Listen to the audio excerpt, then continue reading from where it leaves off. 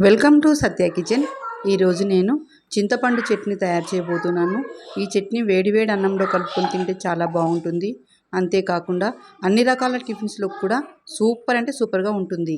ఈ చట్నీని ఎలా తయారు చేసుకోవాలో ఇప్పుడు చూద్దాం. ఇందుకోసం నేను ఒక నిమ్మకాయ అంత సైజ్ అంత చింతపండుని తీసుకొని నానబెట్టుకుంటున్నాను. మీకు వెంటనే కావాలంటే కొంచెము హాట్ వాటర్ వేసుకొని నానబెట్టుకోండి. దీన్ని ఒక సైడ్కి పెట్టుకుందాము. ఒక ప్యాన్ తీసుకొని 1 టేబుల్ స్పూన్ ఆయిల్ వేసి 2 స్పూన్ల ధనియాలు వేసి వేయించుకోవాలి.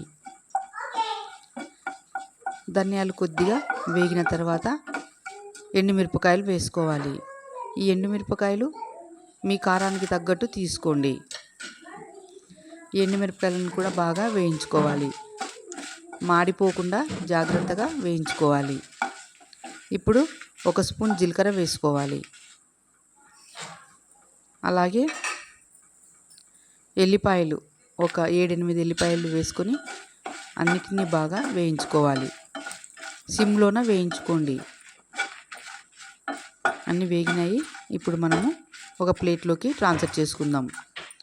ఈ దినుసులు మాడిపోకూడదండి, మాడిపోతే చట్నీ బాగుండదు. చూసుకొని బాగా వేయించుకోవాలి వీటన్నిటిని కూడా. ఇవి చల్లారిన తర్వాత ఒక మిక్సీ జార్ తీసుకొని మిక్సీ జార్లోకి వేసుకోవాలి.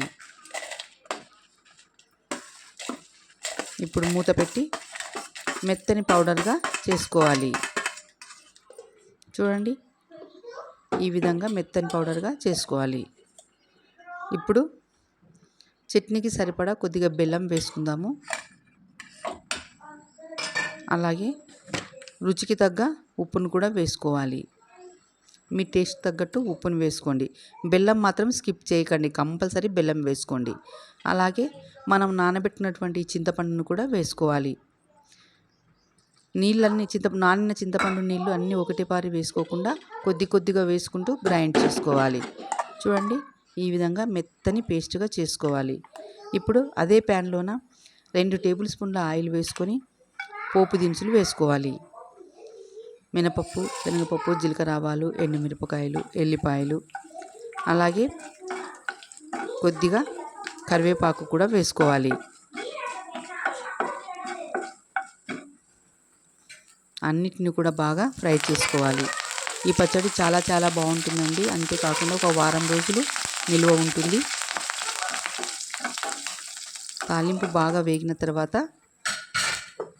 మిక్సీకి వేసుకున్నటువంటి ఈ చింతపండు చట్నీని తాలింపులో వేసుకోవాలి. తాలింపు చట్నీకి బాగా పట్టేటట్లు కలుపుకోవాలి.